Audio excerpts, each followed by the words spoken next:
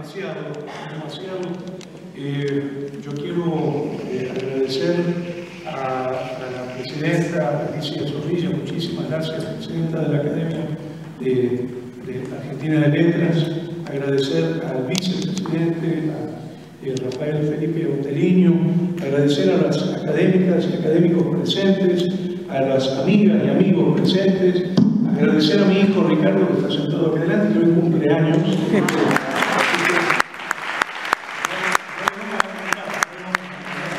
Y agradecer muy especialmente la presencia de uno de los actores excepcionales que tiene la Argentina, que es Osmar Núñez, de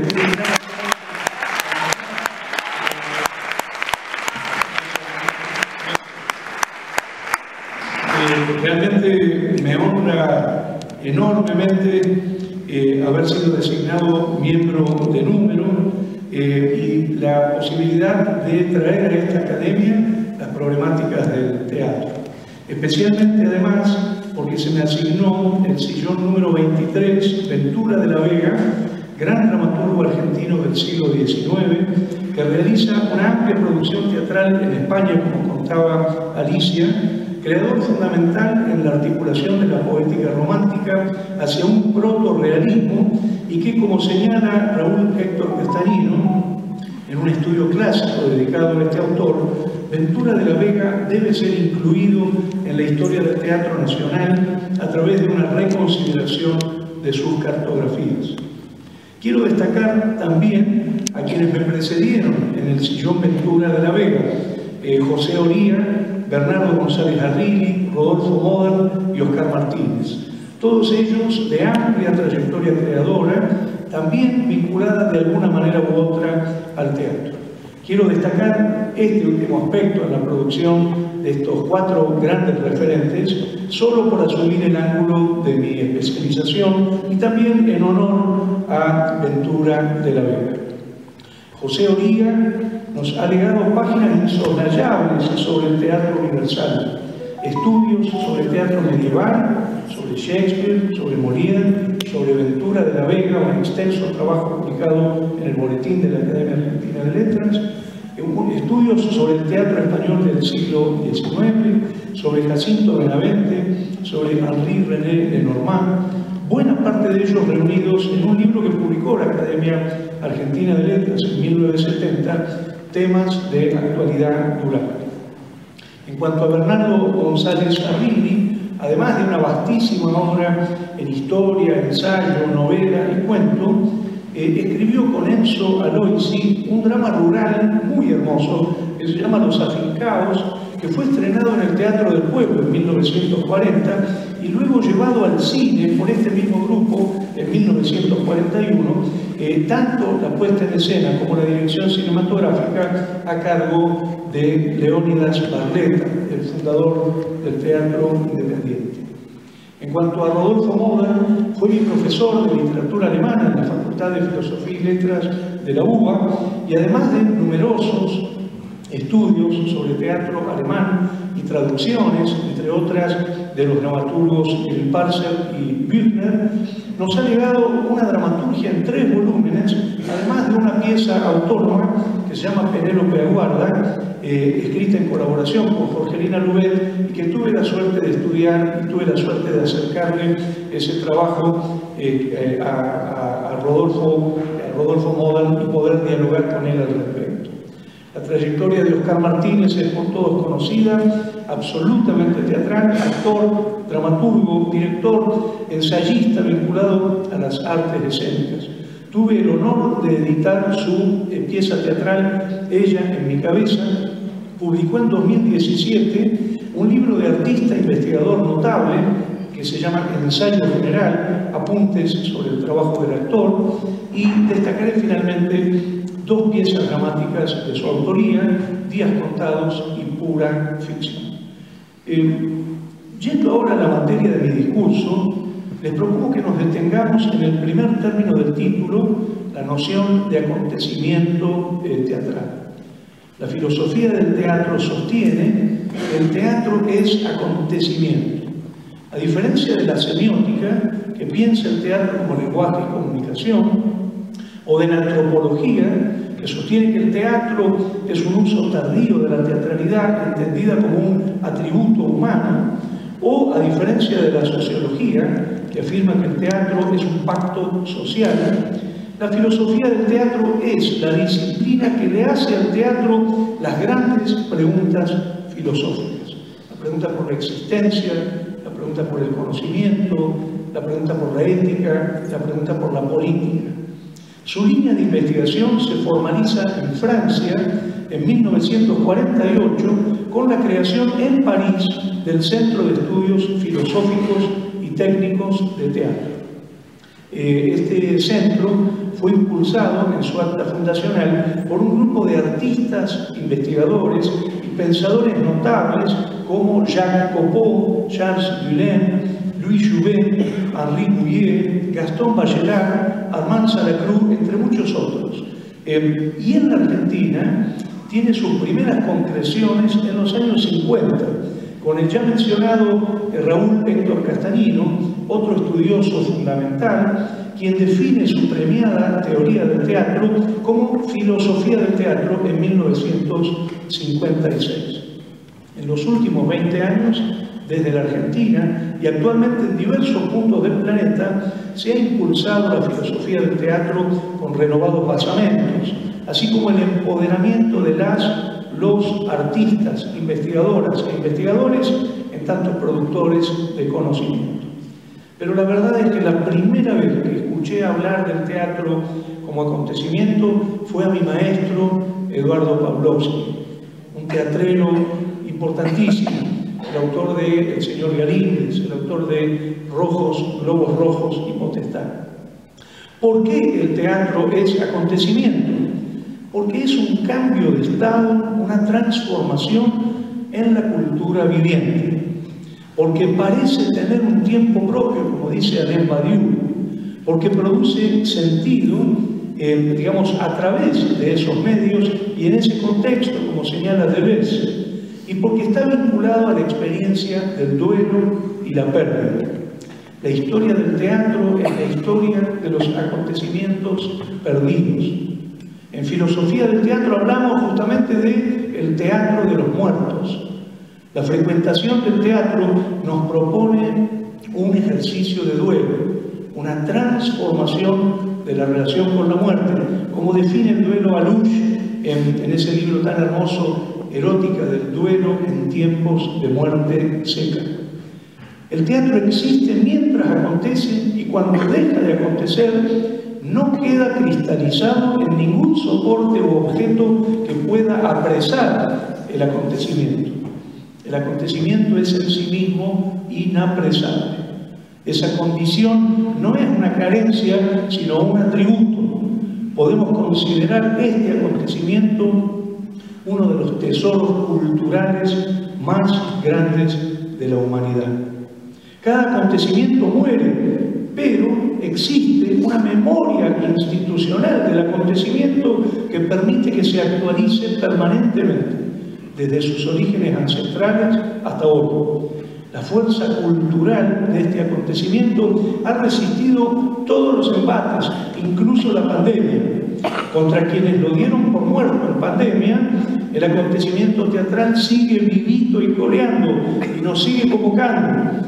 Varios de ustedes me han contado que se irían rápidamente de esta presentación para llegar a ver la vis cómica de Mauricio Cartún, o Punto Honor de Andrea Garrote, o El Zoo de Cristal de Tennessee Williams, con actuación memorable de Ingrid Belicot.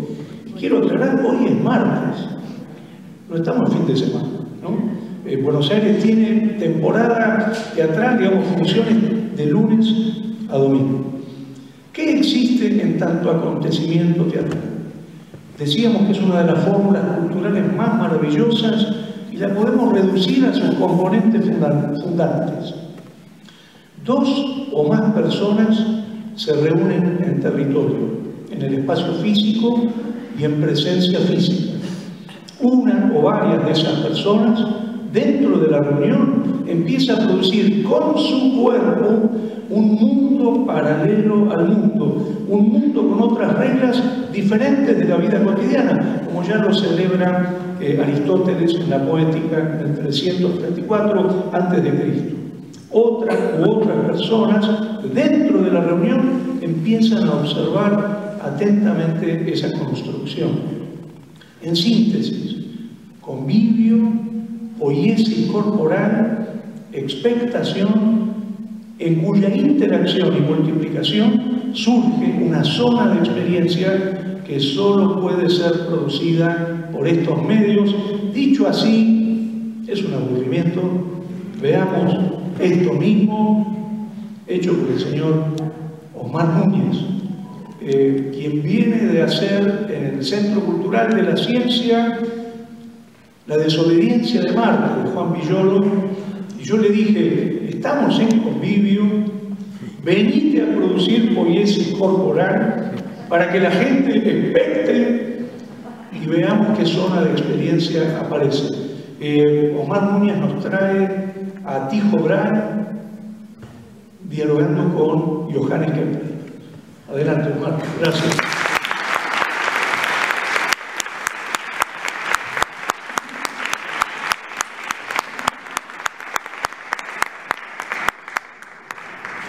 Escribir. Escribir es una vulgaridad de la que no me precio.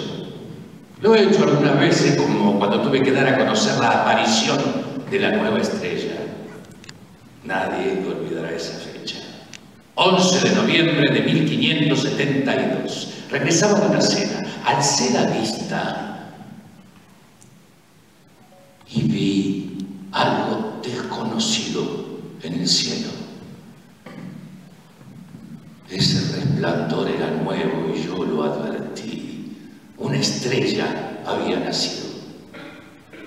A mis 26 años refuté a Aristóteles. Ese logro me basta. Nadie se atrevía a afirmar que podía haber algo nuevo en el cosmos. Aristóteles pensaba que la creación había terminado, pero Dios sigue trabajando, Kepler. Y esa nueva estrella se asocia conmigo. Tengo mi gloria. Tengo a mi enano.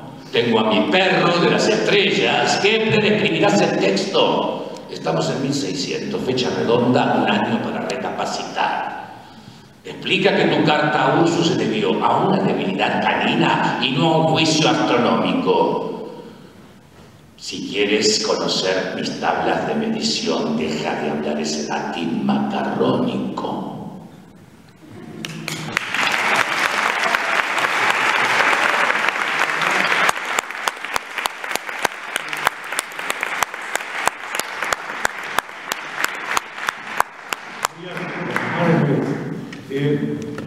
Podemos imaginar un origen múltiple, una poligénesis del teatro. Alguien dentro de una reunión que pudo haber sido una asamblea, un mercado, una fiesta, un rito, empieza a producir con su cuerpo poiesis corporal. Pudo ser un mimo, un bailarín, un narrador oral, un poeta oral o acaso un músico. Tadeusz Kantor afirma que ese primer artista fue tomado por loco, pero que su hacer fue revolucionario. Un acontecimiento revolucionario en tiempos remotos que sigue siendo revolucionario en el presente. Detengámonos brevemente en algunos componentes. Decíamos, 2 o más personas. El teatro no se puede hacer en soledad. Se necesita por lo menos a un otro. Implica una ética de la alteridad. Territorialidad. El teatro exige convivio, espacio físico, cuerpos que son parte y proyección del espacio físico. El teatro es la única de las artes que no se deja desterritorializar. En el teatro toda desterritorialización acontece en condiciones territoriales. Todos estos matices están incluidos en el término al que hacía referencia Alicia, el término griego theatron, que podemos traducir como mirador u observatorio. Teatro es mirador u observatorio. El otro elemento, poiesis corporal. El teatro se funda en la fascinante capacidad humana de producir poiesis. Recordemos que Esta palabra en griego quiere decir construcción, pero de ahí viene nuestra palabra poesía, la capacidad humana de construir extracotidianamente poesía con el cuerpo. Hemos llamado a esta fórmula teatro matriz. Se trata de una matriz cultural que podemos verificar en situaciones muy diversas, situaciones más, llamémoslas prototípicas o convencionalmente reconocibles, como por ejemplo Salvajada en la Sala María Guerrero del Teatro Nacional Cervantes o El Brote en el Teatro del Pueblo, pero también aparece en formas liminales. Hay una liminalidad primaria y una liminalidad secundaria en el teatro. Sin duda, acontecimiento de fronteras, de pasajes, de umbrales, de lindes y límites borrosos. Hay un teatro liminal con el rito. Por ejemplo, Semana Santa, vida, pasión y muerte de Cristo. Hay un teatro liminal con la fiesta. Por ejemplo, las reuniones de las drag queens. Hay un teatro liminal con la salud. Pensemos en los payamédicos, seguramente trabajando en este momento en la habitación de algún enfermo. Hay un teatro liminal con el deporte. Pensemos en la creatividad teatral de las hinchadas en la cancha. Hay un teatro liminal con la política, por ejemplo, en las manifestaciones o actos públicos. Hay un teatro liminal con la doma, los payadores de los festivales de Jesús María, o un teatro liminal con la educación, si pensamos en los juegos teatrales, en el aula, etcétera, etcétera, etcétera. En el presente y en la historia hay más expresiones de teatro liminal que prototípicas. El teatro nació liminalmente. Pensemos en la tragedia griega, en la escena cristiana, pensemos en los orígenes orales, corporales de la literatura que estudia Florence Dupont en ese libro revelador que se llama La invención de la literatura. El acontecimiento teatral se manifiesta porosamente donde menos lo esperamos. Podemos encontrarlo en cualquier territorio, en una sala especialmente construida, o en un mercado, una plaza, una calle, un transporte público, un aula universitaria, una casa, una iglesia, un geriátrico o en el Palacio de Rasuras. Mauricio Cartún define el complejo remodo del acontecimiento teatral con un verbo bellísimo que es el verbo teatrar. El teatro sabe, dice Mauricio Cartún. El teatro teatra, dice Mauricio Cartún. Y cuando literaturea, como vamos a ver enseguida, el teatro también teatra. Aparece de pronto Daniel de relojero, el bellísimo grotesco de Armando Discépolo, en el convivio del Palacio de Rasuras.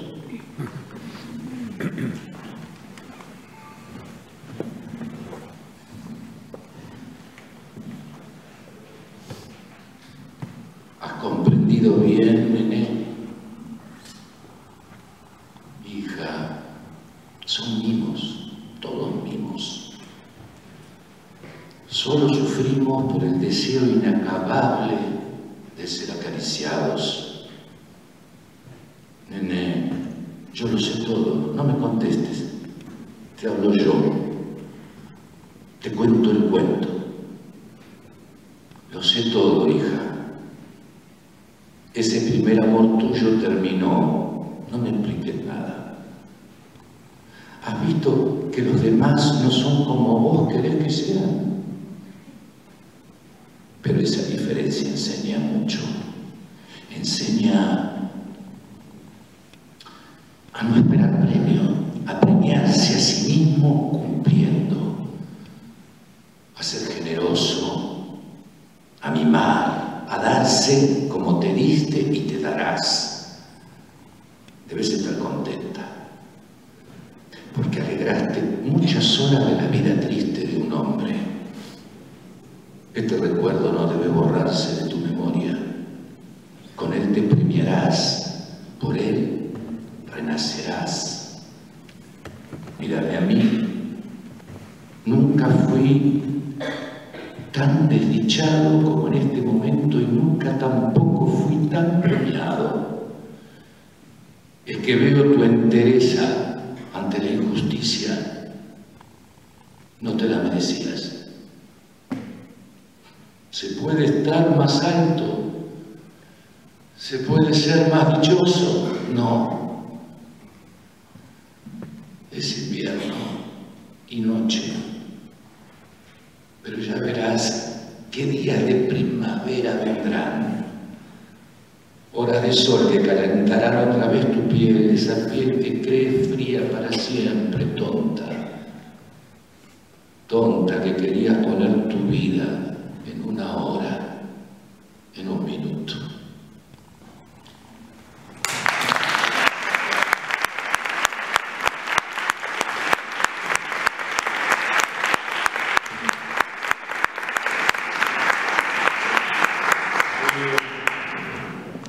Mi abuela diría un lujo asiático. Son diversas las dimensiones que compromete el acontecimiento teatral. En esta ocasión quiero detenerme en una especialmente pertinente para esta academia. El acontecimiento teatral genera literaturas, en un sentido amplio de poiesis verbal. Podemos preguntarnos qué literaturas se vinculan con el acontecimiento teatral, o mejor todavía, qué territorios singulares aportan los acontecimientos teatrales a las literaturas argentinas.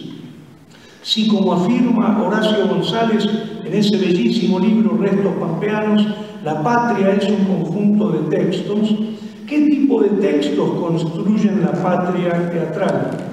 Uso deliberadamente el término en plural, literaturas, porque el acontecimiento teatral genera una constelación de literaturas diversas. A través de los años hemos ido ampliando y complejizando nuestra percepción de las literaturas del acontecimiento teatral. Siendo joven auxiliar de investigación a los 19 años en el Instituto de Literatura Argentina Ricardo Rojas de la UBA, mi maestro Antonio Pajés Larraya, quien fue académico de esta academia, me sugirió que me dedicara a los estudios de teatro argentino. Su propuesta fue persuasiva. Me dijo que había muchos investigadores en curso y en la historia que habían estudiado la poesía, la narrativa, el ensayo, y había muy pocos que se habían dedicado al teatro. En ese momento la indicación de Pajés Larraya me condujo unívocamente a la dramaturgia, que por supuesto yo concebí sin problematizarla como literatura de autor o de autora dramáticos, una literatura preescénica, una literatura anterior e independiente de la escena, gestada en un escritorio o en un gabinete, una literatura en papel que el autor o la autora entregaba a un director o directora para que se la pusiera en escena. En una palabra, el texto dramático y la puesta en escena articulados por una relación transitiva.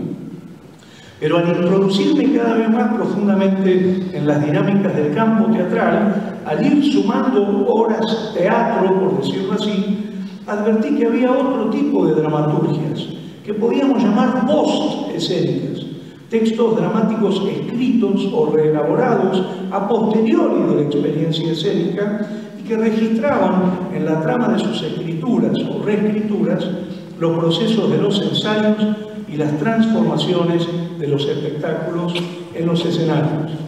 Así, por ejemplo, el director Ricardo Bartiz me dictó el texto de Postales Argentinas, evocando el texto escénico.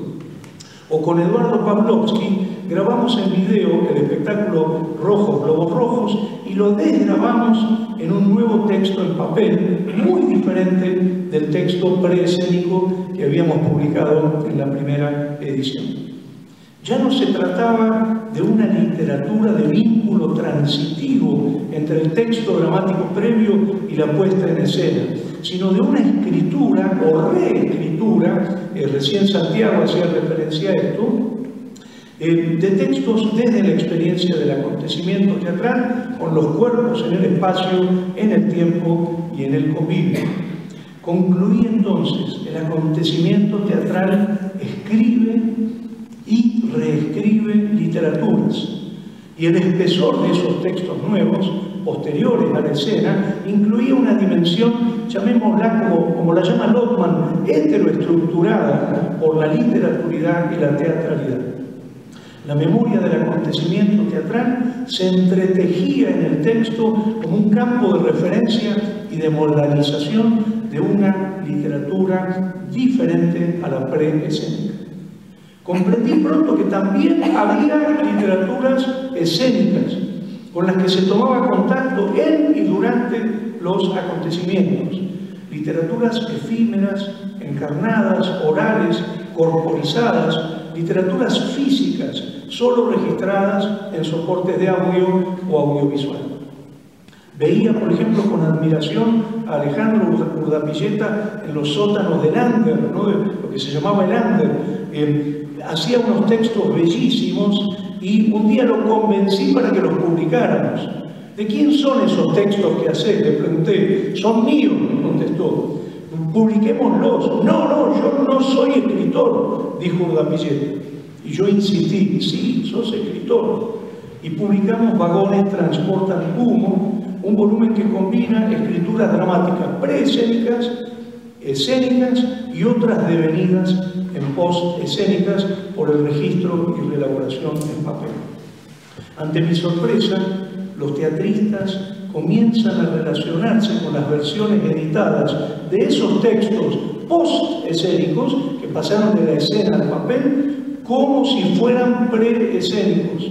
Podríamos llamarlos preescénicos, pero ahora sí de segundo grado. El fenómeno era todavía más complejo. La escena reescribía teatralmente, además, textos no teatrales. Lelutier me sorprende tomando el teorema de Tales y volviéndolo literatura cómica. Y dirigido por Fedra García, Osmar Núñez transforma en escena el poema Las patas en las fuentes de Leónidas Lamborghini en texto dramático.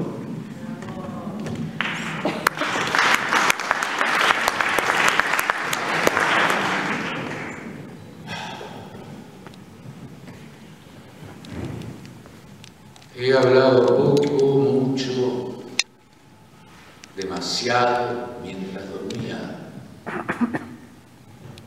He soñado despierto. ¿Qué es eso?, le pregunté a mi hija pequeña. La luna.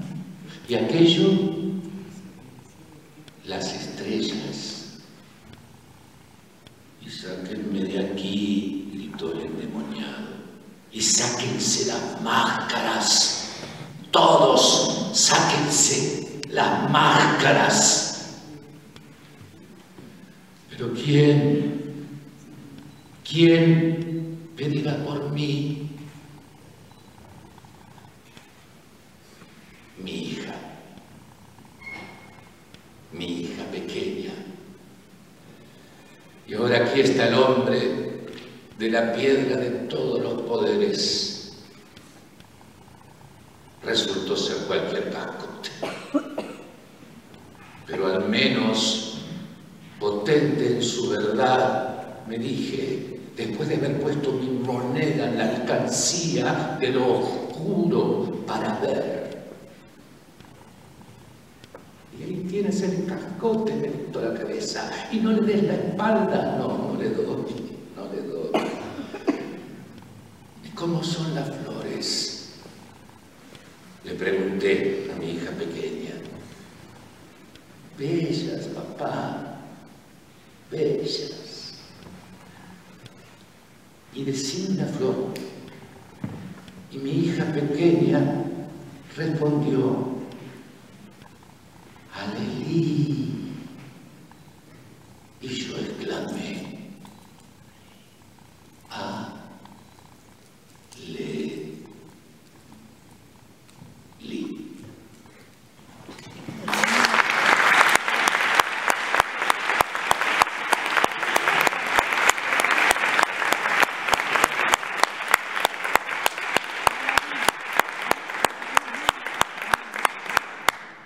Ante mis ojos, entonces, una maravillosa constelación de literaturas dramáticas preescénicas de primer grado, literaturas dramáticas escénicas, post-escénicas, y estas últimas deviniendo preescénicas de segundo grado. Pero además había literaturas de autor, de director, de coreógrafo, escrituras y reescrituras de textos fuentes, por traducción, por renunciación escénica, por adaptación, por transposición. Y además dramaturgias en prosa y verso, dramaturgias del relato, del movimiento, dramaturgias de calles, de títeres, dramaturgias para las infancias, de alturas, de teatro comunitario, dramaturgias de teatro para bebés, dramaturgias de circo, de teatro ciego, de multimedia, de teatro de sombras, y la lista sigue. En los años 90 se produce en los estudios de teatro argentino un cambio epistemológico. Un texto dramático ya no era solo aquella pieza teatral que poseía autonomía literaria y había sido compuesta por un autor en su escritorio, sino todo texto dotado de virtualidad escénica, o al que voluntariamente se le atribuía dicha virtualidad, o que en un proceso de escenificación estaba siendo en escena o había sido atravesado por las matrices constitutivas del acontecimiento teatral, es decir, el texto entretejido a los subacontecimientos convivial, poético, corporal y espectatorial en la zona de experiencia territorial del acontecimiento. Una constelación ilimitada de dramaturgias en el presente y en el pasado, en la historia. Y al pensar en este corpus se me aparecía el verso de Edgar Bailey: es infinita esta riqueza abandonada. Y el problema no se cerraba ahí. Descubro que hay otras literaturas del acontecimiento teatral, las que lo toman como lenguaje objeto y producen metalenguajes sobre el acontecimiento. Son literaturas no dramáticas, podemos llamarlas literaturas sobre el acontecimiento teatral, que dependen de su existencia, porque sin la experiencia del acontecimiento no existirían. Otra constelación ilimitada, otra región de la patria teatral que se despliega infinita ante mi sorpresa. Literaturas memorialistas, de testimonios y autobiografías, como las de Podestá, Berta Singerman, Manuel Gálvez, Nini Marshall, Miguel de Molina, Carlos Gorostiza, Eduardo Pavlovsky. Literatura de artistas investigadores que producen filosofía de la praxis a partir de la autoobservación de sus prácticas o de las prácticas de otros artistas. Los libros descomunales de Gastón Breyer, de Alberto Ure, de Alejandro Finzi, de Ana María Bobo, de Vivi Tellas, de José Luis Valenzuela, de Marcelo Savignoni. Las literaturas del periodismo teatral, crítica, entrevistas, notas de fondo, necrológicas, y estoy pensando en los libros de Juan Pablo Echagüe, de Nicolás Coronado, o en los volúmenes Máscaras y Caras de César Tiempo. Las literaturas de editorialización para la prensa y el público, que proliferan en carpetas de presentación, proyectos, gacetillas, programas de mano escritos por los teatristas o por agentes aliados. Por ejemplo, yo recogí todos los textos que el propio Batato Barea había escrito para presentar su teatro a la prensa y al público, digamos, en un libro que se llama Batato Barea y el Nuevo Teatro Argentino. Ahí los reproduzco como verdaderos tesoros. Literatura de espectadores, en encuestas, en correos de lectores, o de los espectadores empoderados por la web, a través de blogs, YouTube o páginas de opinión. Literaturas teatrológicas o de ciencias del teatro, en la línea histórica, por ejemplo, los libros de Mariano Bosch, de Vicente Rossi, Luis Ordaz, Beatriz Eiber, Teodoro Klein, Osvaldo Pelletieri. Las grandes ediciones, por ejemplo, la edición de Moure, de José Luis Moure, del Detal de la Acción de Maipú, o los libros de teoría de Castañino, de Julia Lavateri, entre muchos otros.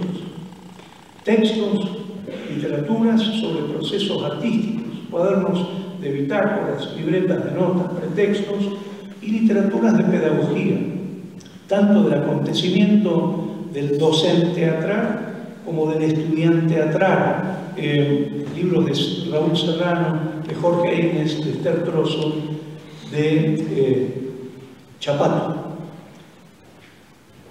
Para mostrar esta riqueza, dos fragmentos a cargo de Osmar Núñez. El primer fragmento es un pedacito de una tesis, la primera tesis doctoral que se publica en la Universidad de Buenos Aires.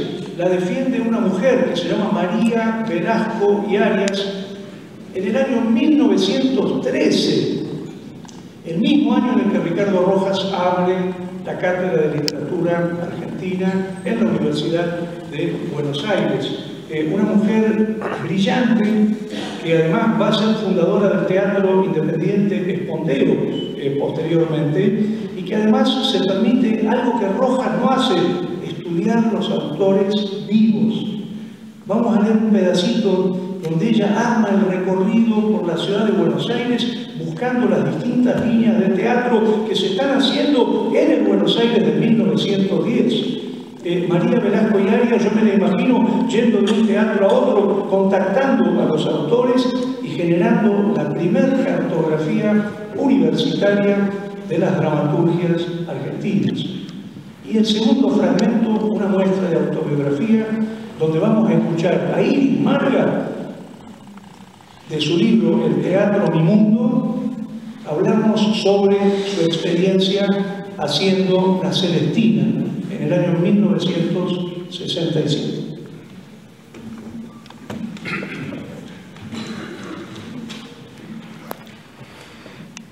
María Velasco y Arias, dramaturgia. Junto al drama de costumbres que Florencio Sánchez cultivara con entusiasmo, el público aplaude los desplantes sentimentales de Martín Coronado, el endeble andamiaje en que se columpia Maturana y los cuadritos provincianos de Julio Sánchez Gardel. El romanticismo tiene en Víctor Pérez Petit, por su Claro de Luna, o Yorick y La Rondalla, un estimable cultor, mientras la tendencia verista cuenta con Vicente Martínez Cuitiño, el coleccionador de tipos innobles. El teatro de tesis ilusionó la musa de Roberto Bairó, el empeñoso renovador del gaucho en Sobre las Ruinas, el jurista de Marco Severi como Alberto Giraldo en la semisimbólica Alma Gaucha. Subgrupo independiente en el Teatro de Ideas componen Los Enamorados del Drama Patológico, Otto Miguel Scione con El Arlequín y Camilo Muñagurría en Conrado. Dramaturgo hay tan flexible y amoldable que no cabe dentro de casillero determinado y que lo ponemos bajo el rublo de ecléctico. El doctor David Peña pertenece a ese número. Tanteó la comedia de costumbres en sus primeros trabajos. Fue luego, en alas de su fantasía, a Grecia para estudiar en las huellas de Aristófanes su Próspera.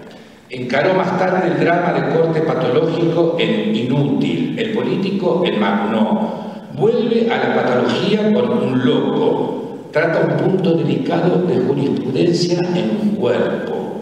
Y por último, se presenta con perfiles de verdadera originalidad en la restauración histórica de Facundo y Dorrego. Cambiante es también la musa inspiradora de Enrique García Belloso, que tan pronto se ensasa en el laberinto de la sugestión de Lerman, espigando deprisa 2 o 3 datos superficiales acerca de los fundamentos de ella, cómo va a escudriñar las fallas del código para sacarlas a relucir en la cadena, o se lanza en plena pampa en busca del Jesús Nazareno para sacudirle de su modorra atávica de gaucho y enseñarle dónde está la redención. Por la notoriedad que sus obras alcanzaron, ocupan también un sitio en este trabajo los nombres de Camilo Vidal, Javier Santero y Justo López de Gomara, quienes, si por haber nacido en suelo que no es americano, parece a primera vista ocioso el recordarles su nacionalidad española y el hecho de haber escrito sobre temas argentinos o para el arte local, hácelos acreedores a ello. Y Marga. La Celestina es una horrorosa visión de una época, de una sociedad. Su protagonista ha quedado como arquetipo real y palpitante. borgianesca y ambiciosa, tortuosa y hábil en el manejo de voluntades y deseos, y un destino trágico será el precio de su vida corrupta y deleznable, cuyo precedente literario más inmediato está dado en la creación del arcipreste de Gita en Trotaconventos. La codicia es el móvil de acción de Celestina, borracha, lasciva y dada a las artes de la hechicería.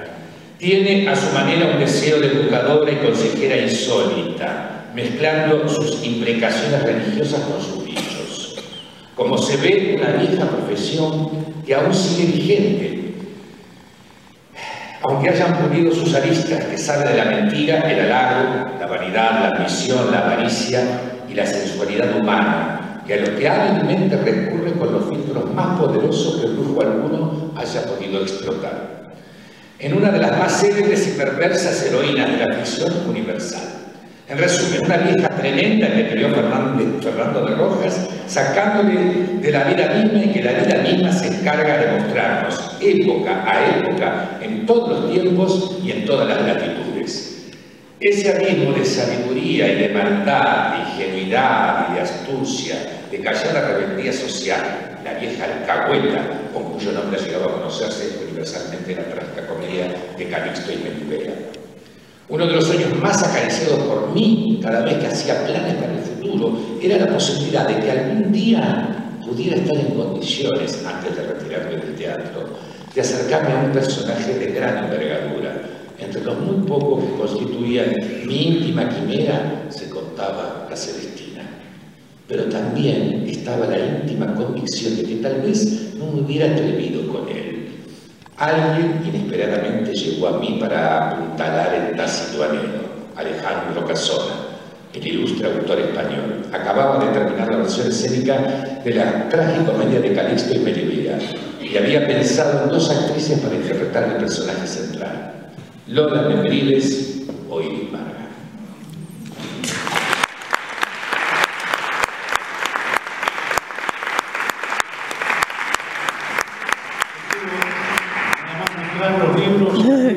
En 1913, María Velasco y Arias, el Teatro Mi Mundo, las memorias de Iris Vargas. Bueno, y para cerrar, quiero decir que me siento muy honrado porque lo vi entrar a Tristán Bauer, ¿no? El ministro de Cultura.